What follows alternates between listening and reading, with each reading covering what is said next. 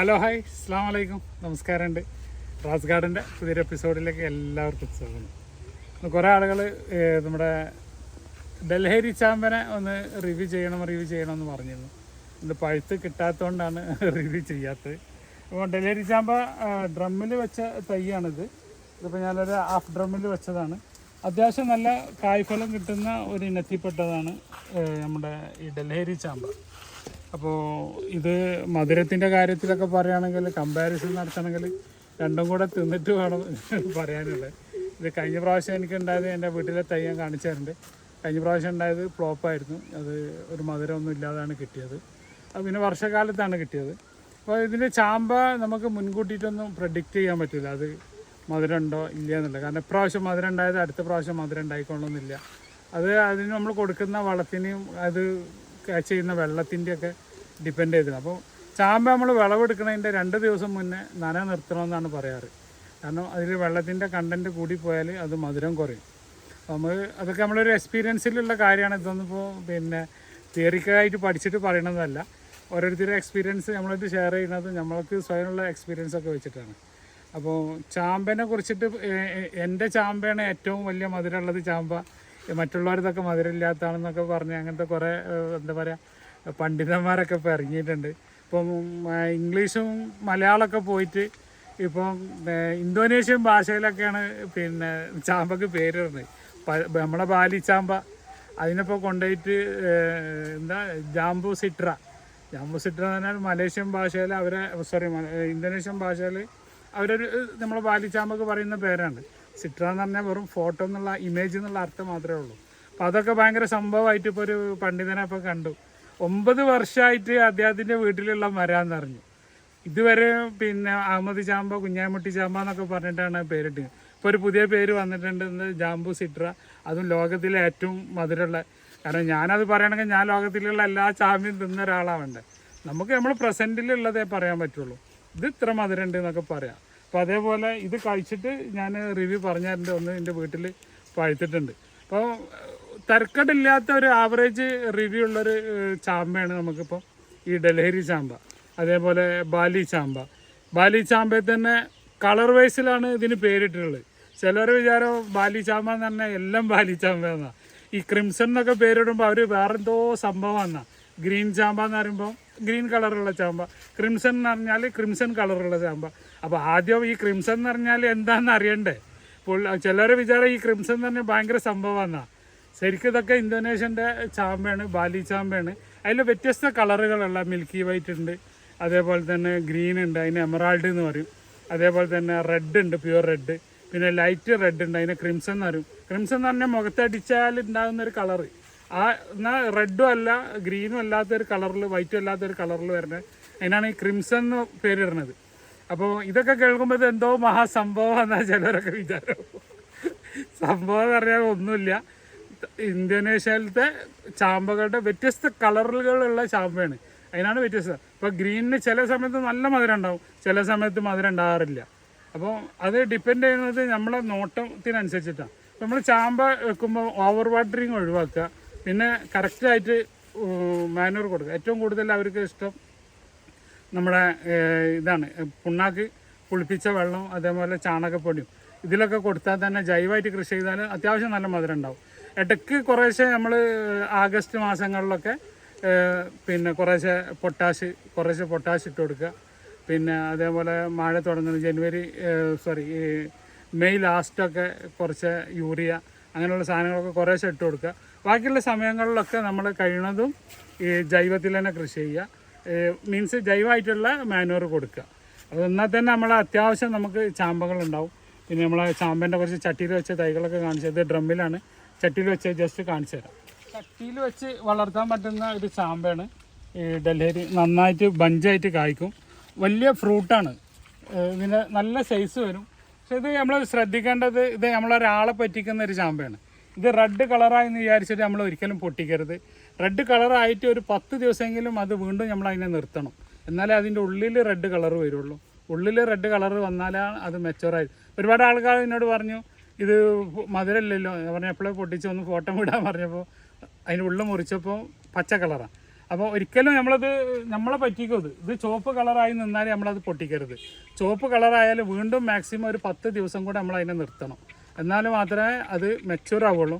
നമ്മളൊരാളെ പറ്റിക്കണ ചാമ്പയും കൂടെ. അപ്പോൾ ഇതൊക്കെ ഡ്രമ്മില്ലാത്തവർക്ക് ചട്ടിയിലും വെച്ച് വളർത്താൻ പറ്റുന്ന ചെടികളാണ് ഈ ചാമ്പ എന്ന് പറയുന്നത്. അപ്പോൾ ഇതൊക്കെ ചട്ടിയിൽ വെച്ച് വളർത്തിയ ചെടികളാണ്. പിന്നെ ഇതിന് ഓവർ വെയിൽ കൊടുക്കരുത്. ഓവർ വെയിൽ കൊടുത്തിട്ടുണ്ടെങ്കിൽ ഈ പഴത്തിന് ബേൺ ഉണ്ടാവും, സൺബേൺ ഉണ്ടാവും. അപ്പോൾ ഫ്രൂട്ടിനും ഇതിനൊക്കെ അത് ദോഷമാണ്. അപ്പോൾ നമ്മൾ ഒരു മീഡിയം വെയിലിൽ വേണം ഇത് നിർത്താൻ. ഓവർ വെയിലുള്ളിടത്ത് ചാമ്പ വെക്കരുത്. ഒരു സെമി ഷെയ്ഡുള്ളിടത്താണ്.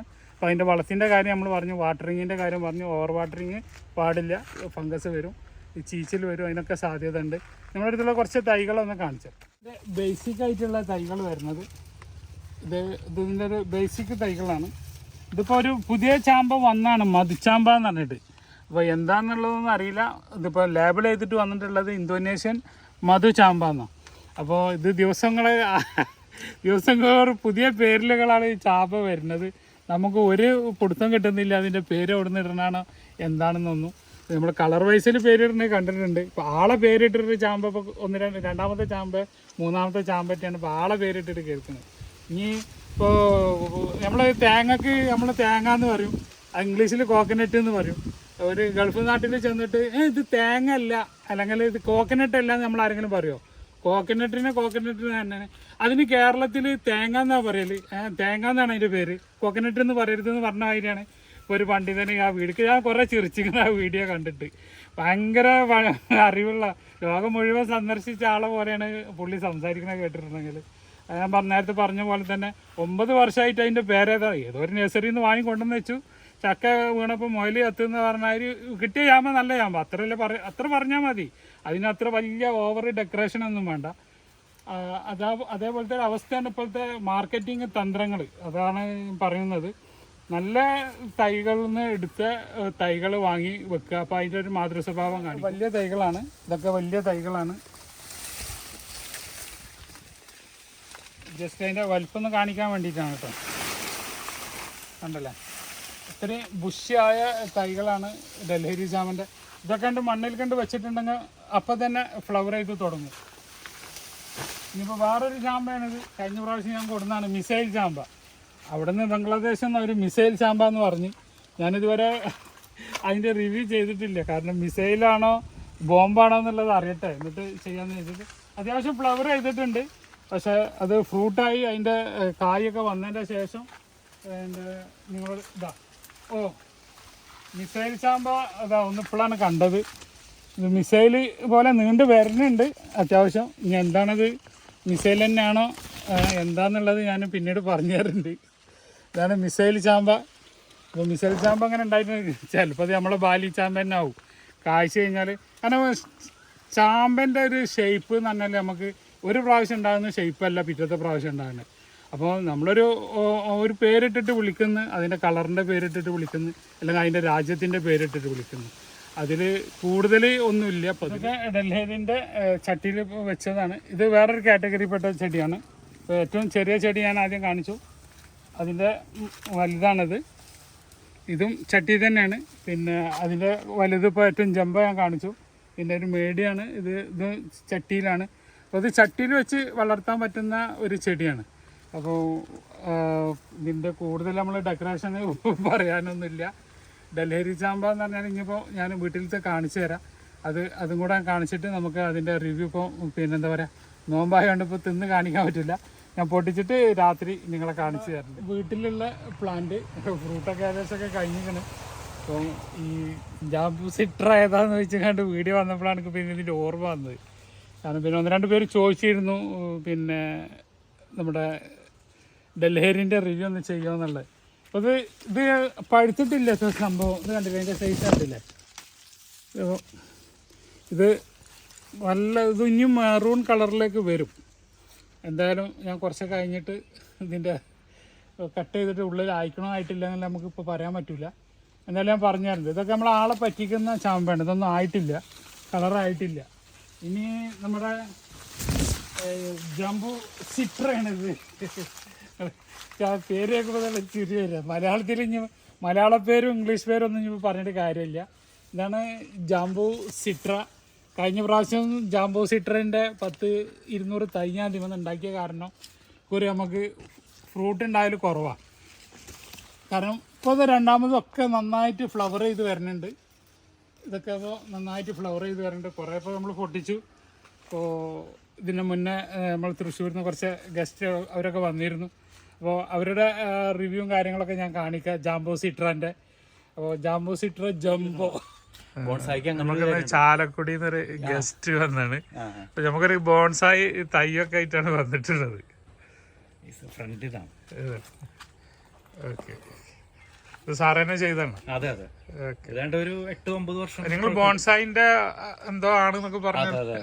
8-9 വർഷം പഴക്കമുള്ള 9 വർഷം പഴക്കമുണ്ട്. കാരണം ഇത് സ്ലോ ഗ്രോത്ത് ആണ്. അപ്പൊ നമ്മളൊരു ഇതിന്റെ ഒരു കുരു വീണ് കഴിഞ്ഞാൽ തന്നെ ഇഷ്ടംപോലെ കുരു മുളയ്ക്കും, നന്നായിട്ട് മുളയ്ക്കും. പക്ഷെ അത് ചെടി നമ്മള് മറ്റേ ബ്രാഞ്ചസ് സെലക്ട് ചെയ്ത് വയർ ചെയ്തൊക്കെ വരുമ്പോൾ ഒരുപാട് നേരെ പോയിട്ട് ഇത് കട്ട് ചെയ്ത് കളയണം നമ്മൾ. വളരെ സന്തോഷം. അടിയിലുള്ളത് മുകളിലുള്ളത് പൊട്ടിച്ചു. ഏതാ ഡാർക്ക് കളർ ആയിരിക്കണത്? മുകളിലത്തെ അത് പൊട്ടിച്ചു. മുകളിലത്തെ അതല്ല, ഇതിന്റെ അടിയിലത്തെ ഇതല്ലേ, പക്ഷെ ഇതിനെക്കാട്ടൊരു ഡാർക്ക് ചെറുതാ. ഓക്കെ,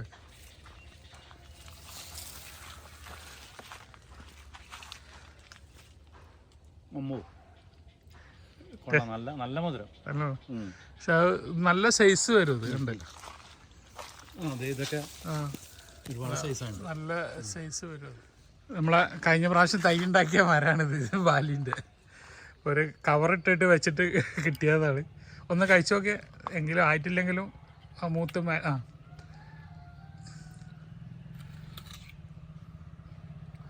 മധുരമായിട്ടുണ്ടാ? മധുരം ആയി വരുന്നു, കുറച്ചും കൂടി ഒന്ന് തിരക്ക് കാണിച്ചു. പക്ഷെ തിരക്ക് കാണിച്ചിട്ട് കാര്യമില്ല, അത് കണ്ടില്ലേ, അണ്ണാന് തിരക്ക് കൂട്ടിക്കാളും.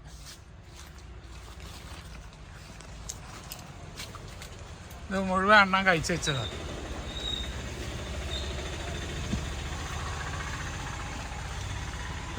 അവര് തിരക്ക് കൂട്ടും, നമുക്ക് കിട്ടൂല, അതാണ് പ്രശ്നം. ഓക്കെ, അപ്പോൾ ഇത് ഡൽഹരി ജംബോ ആണ്. ഇപ്പോൾ ഡൽഹരി ജംബോ എന്ന് പറഞ്ഞാൽ അതിൻ്റെ വലിപ്പം കണ്ടില്ലേ നിങ്ങൾ? ഇതൊക്കെ അതിൻ്റെ വലിപ്പമാണ്.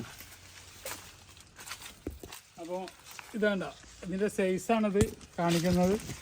എത്ര സൈസാണെന്നുള്ളത് നിങ്ങൾ തന്നെ ഒന്ന് ഊഹിച്ചാൽ മതി. അപ്പോൾ ഇത് ജാംബു അല്ല, ഇത് ചെറുതാണ്. ഇനി ഇതിലും ചെറുതുണ്ട്. അപ്പോൾ ഒരു മരത്തിന്മേൽ തന്നെ ചെറിയതും കായ്ക്കുന്നുണ്ട്, വലുതും കായ്ക്കുന്നുണ്ട്. ഇപ്പോൾ ഡൽഹരിൻ്റെ ഒരു മരത്തിന്മേലാണ് ഇപ്പോൾ ഇത്. എന്താ, ഇത് വളരെ ചെറിയ ഫ്രൂട്ടാണ്. അപ്പോൾ തന്നെ ചുവന്ന് വന്നിട്ടുണ്ട്. ഇതെന്തായാലും ഈ കയ്യിലിരിക്കുന്ന സൈസ് വരില്ല എന്നറിയാം. അപ്പോൾ ഒരു മരത്തിന്മേൽ തന്നെ ചാമ്പൊക്കെ അതിൻ്റെ സൈസിന് വെള്ളം കിട്ടുന്നതിന്, അതിൻ്റെ മാനോർ കിട്ടുന്നതിനനുസരിച്ചിട്ടൊക്കെ അതിൻ്റെ സൈസ് കാര്യങ്ങളൊക്കെ ഉണ്ടാവും. അപ്പോൾ ഇതൊക്കെയാണ് ഈ ചാമ്പിനെ കുറിച്ചിട്ട് പറയാനുള്ളത്. ഇനി എന്തായാലും ഞാനിത് മുറിച്ചിട്ട് നിങ്ങളെ കാണിക്കാം. അപ്പോൾ നമ്മളെ ചാമ്പാണ്, ഡൽഹരി ചാമ്പ. നമുക്കൊന്ന് കട്ട് ചെയ്ത് നോക്കട്ടെ.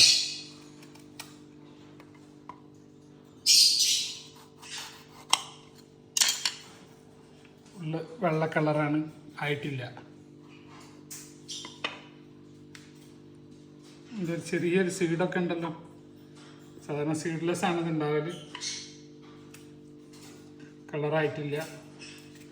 അത് ഞാൻ നേരത്തെ പറഞ്ഞ പോലെ നമ്മളെ പറ്റിക്കുന്ന സാധനമാണ്. ഇത് നല്ല റെഡായി കഴിഞ്ഞാൽ മാത്രമാണ് പഴുത്ത് എന്ന് പറയാൻ പറ്റുള്ളൂ. മധുരമുണ്ട്, മധുരമില്ലാത്ത പ്രശ്നമൊന്നുമില്ല. പക്ഷേ എൻ്റെ ഉള്ളിൽ റെഡ് കളറായിട്ടില്ല. മറ്റുള്ള ചാമ്പനെ അപേക്ഷിച്ച് നോക്കുമ്പോൾ എനിക്ക് ഒരു ബാലിൻ്റെ അത്ര ഒന്നും അതിൻ്റെ ഒരു മധുരം തോന്നുന്നില്ല. എന്തായാലും അത് ആവാത്തത് കൊണ്ടാണെന്നാ തോന്നുന്നത്. കാരണം എല്ലാവരും പറഞ്ഞു കേട്ടിട്ടുള്ളത്, എനിക്കറിവില്ല, അത് മുറിച്ച് കഴിഞ്ഞാൽ ഉള്ളിൽ റെഡ് കളറാവുന്നില്ല. അപ്പോൾ ഇത് ഇതുവരെ റെഡ് കളറായിട്ടില്ല. അപ്പം ഇതാണ് ഇപ്പോൾ ഉള്ള റിവ്യൂ പറയാനുള്ളത്. അപ്പോൾ കൂടുതൽ ധരിപ്പ് പോയതാണ്. അപ്പോൾ കൂടുതൽ ഇതിൻ്റെ വിശേഷങ്ങളൊക്കെ ആയിട്ട് ഇനിയും പഴുത്തിട്ട് നമുക്ക് നോക്കാം, ടെസ്റ്റ് ചെയ്യാം. അപ്പോൾ അതിൻ്റെ വിവരങ്ങളിലൊക്കെ ഉൾപ്പെടുത്താം. ബായ്. അബ്ദുൾ റസാഖ്, തിരൂർ.